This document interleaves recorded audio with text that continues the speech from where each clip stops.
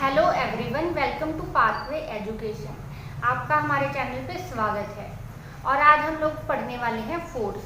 आज हम लोग उससे पहले अभी तक अगर आप लोगों ने हमारे चैनल को सब्सक्राइब नहीं किया तो हमारे चैनल को सब्सक्राइब ज़रूर करें ताकि इसी सीरीज़ से जुड़ी हुई वीडियोज़ आपको मिलती रहे। तो चलिए अब शुरू करते हैं। अगर हम लोग फोर्स की बात करें तो फोर्स, स्पीड, एक्सेलरेशन, इन सभी चीज़ों को हम लोग पढ़ते हैं फिजिक्स में। और फिजिक्स की भी आगे एक सब डिवीजन है, दैट इज मैकेनिक्स। ये सारे के सारे जो टॉपिक्स हैं मैकेनिक के अंडर ही कवर किए जाते हैं। तो अब हम लोग इसीलिए फोर्स की डेफिनेशन भी मैकेनिक्स के अकॉर्डिंग ही पढ़ेंगे। That is mechanics any action that tends to maintain और alter the motion of an object और bring it to rest is called force. इस चीज़ का क्या मतलब है कि ऐसा कोई भी एक्शन जो किसी चीज़ के मोशन को या तो कंटिन्यू रखे, उसे चेंज कर दे या फिर उस चीज़ को रेस्ट पे ले आए, उस एक्शन को हम लोग बोलते हैं फोर्स। अब जिस तरह से ये जो पेन है ये इस तरह से चल रहा है, ये क्यों चल रहा है? क्योंकि मेरा जो हाथ है, मेरे हाथ ने मसल फोर्स इस पे लगाई है जिस वजह से ये मोशन में है। अब ये इसी तरह चलता जा रहा है, चलता जा रहा है और मेरे हाथ आने से ये यहाँ पे रुक गया। तो अब इसका जो मोशन है वो रेस्ट पे आ गया और उसके लिए भी रिस्पॉन्सिबल कौन है? फोर्स। कौन सी फोर्स? Muscle force. इसी तरह से फोर्स जो है ऑब्जेक्ट्स का या बॉडीज के मोशन को अल्टर करती है, इफेक्ट करती है। बहुत आसान भाषा में ऐसा भी बोल सकते हैं that force is the push और pull that changes state of motion of object। इसका मतलब क्या है? कोई भी एक ऐसा पुश और पुल जो किसी ऑब्जेक्ट के मोशन की स्टेट को चेंज कर दे। मतलब कि अगर ये जो ऑब्जेक्ट है रेस्ट पे पड़ी है तो इसे चला दे, और अगर ये चल रही है तो इसे रोक दे, उसे बोला जाता है फोर्स। अब देखिए, फोर्स जो है एक वेक्टर क्वांटिटी है। ऐसा क्यों? क्योंकि फोर्स जो है इसकी डायरेक्शन भी है और मैग्नीट्यूड भी। और जो वेक्टर क्वांटिटीज होती है उनके ऊपर हम लोग ये एरो सिंबल डालते हैं। ये पहचान है वेक्टर क्वांटिटीज की। अब बात कर लेते हैं direction of force. Direction of force क्या है? मान लीजिए ये एक बॉल है, ठीक है, ये एक बॉल है। तो अब इसको हम लोग धक्का लगा रहे हैं, इसको हम लोग पुश कर रहे हैं। पुश किस डायरेक्शन में हो रहा है? इस डायरेक्शन में। तो अब ये हुआ डायरेक्शन ऑफ फोर्स। ये है डायरेक्शन ऑफ फोर्स।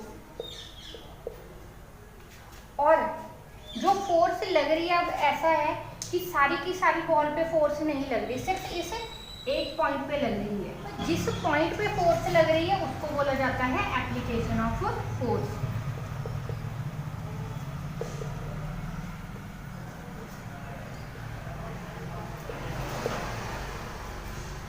तो इस तरह से जो फोर्स है बहुत ही आसानी से समझ आने वाला कॉन्सेप्ट है।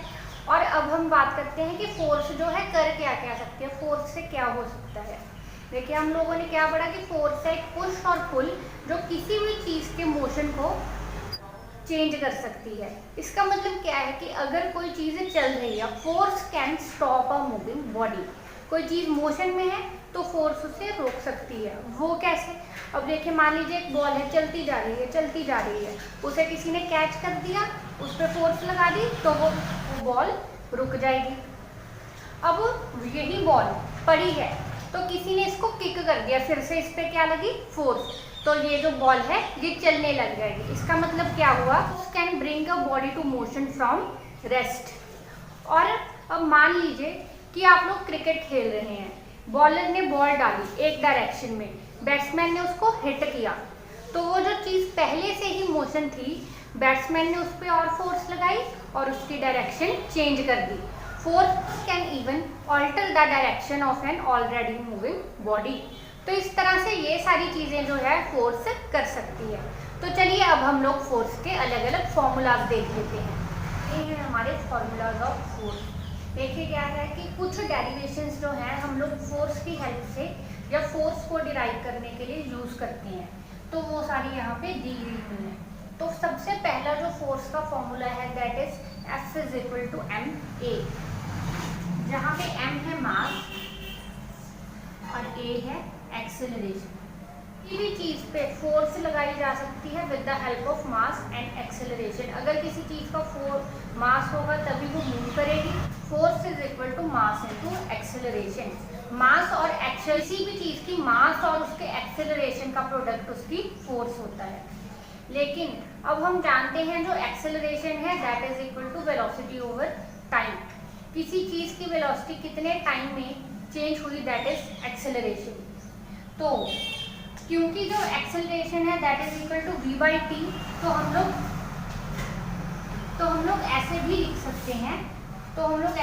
सकते हैं that force is equal to mass into velocity by time.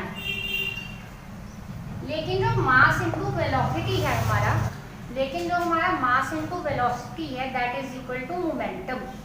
इसीलिए हम लोग ऐसा भी लिख देते हैं that force is equal to momentum over time. ये जो तीन डेरिवेशंस हैं ये हम लोग फोर्स की हेल्प, ये जो तीन डेरिवेशंस हैं हम लोग इनको फोर्स की हेल्प से भी डिराइव कर सकते हैं और इन तीन डेरिवेशंस की हेल्प से हम लोग फोर्स भी फाइंड कर सकते हैं।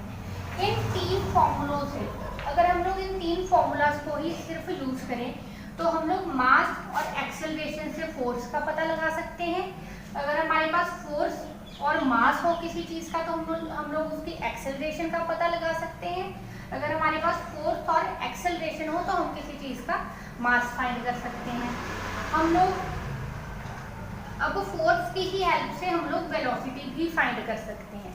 अगर हमें फोर्स पता है किसी चीज़ पे कितनी लग रही है, उस चीज़ का मास कितना है और कितने टाइम के लिए फोर्स लगी, तो हम लोग वेलोसिटी फाइंड कर सकते हैं। और फोर्स की हेल्प से हम लोग किसी चीज़ का एंगुलर मोमेंटम भी पता कर सकते हैं। कैसे? अगर हम लोग यहाँ डिवाइड के टी को इस साइड लेके मल्टीप्लाई कर दें तो हमें उस चीज़ का मोमेंटम पता लग जाएगा। इस तरह से ये जो सारी क्वांटिटीज़ हैं आपस में इंटर रिलेटेबल हैं। और जब भी आप लोग फिजिक्स की कोई भी डेरिवेशन करते हो तो आपको यहाँ पे एक चीज़ याद रखनी पड़ेगी कि आपको हर एक टर्म जो है, हर एक क्वांटिटी जो है उसको अच्छे से समझना पड़ेगा। अगर आप हर क्वांटिटी को अगर आप हर एक टॉपिक को अच्छे से क्लियर कर जाते हो, कॉन्सेप्ट्स क्लियर कर लेते हो, तो आपको कभी भी डेरिवेशन करने में प्रॉब्लम नहीं होगी। क्यों? क्योंकि जो डेरिवेशंस हैं वो भी असल में सिंबॉलिक रिप्रेजेंटेशंस हैं इन कॉन्सेप्ट की। जैसे कि सबसे अच्छी एग्जांपल है force is equal to ma। ये भी जो है एक सिंबॉलिक रिप्रेजेंटेशन है एक क्वांटिटी की। और अब हम लोग देख लेते हैं यूनिट्स ऑफ फोर्स की यूनिट्स क्या हैं। अब क्योंकि जो फोर्स है इसका कॉन्सेप्ट भी सर आइजैक न्यूटन ने दिया था, तो इसीलिए इसकी SI यूनिट्स जो हैं वो हम लोग कभी कभी न्यूटन भी यूज़ कर लेते हैं और किलोग्राम मीटर पर स्क्वायर भी यूज़ कर लेते हैं। फोर्स जो है इसकी सीरियस यूनिट्स हैं डाइन। देखेंगे आगे टाइप। तो चलिए अब टाइप ऑफ फोर्सेस। अब हम बात करते हैं टाइप ऑफ फोर्सेस की। अगर हम लोग फोर्स को कैटेगराइज करना चाहें तो ब्रॉडली हम लोग दो तरह की फोर्सेस को कैटेगराइज कर सकते हैं। That are contact forces and non contact forces. अब इसको बहुत आसानी से आप लोग ऐसे समझ सकते हो। कॉन्टैक्ट फोर्सेस वो होती हैं जो किसी चीज़ को डायरेक्टली टच करें और टच करके अपना इफेक्ट शो करें, जिसकी एग्जांपल है फ्रिक्शन।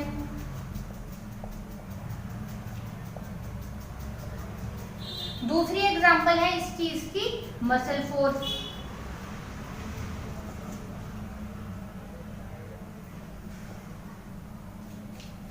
और नॉन कॉन्टैक्ट फोर्सेस वो होती हैं जो बिना टच के अपना इफेक्ट शो करें, जैसे कि मैग्नेटिज्म,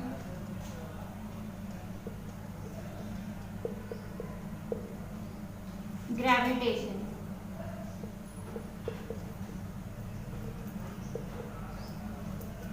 इलेक्ट्रोस्टैटिक फोर्स।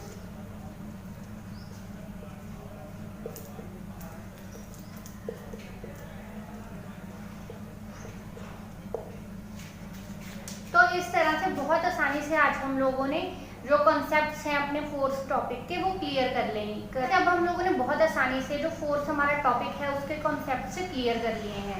अगर आप लोगों को इस टॉपिक से या किसी भी और टॉपिक से जुड़े हुए सवाल है,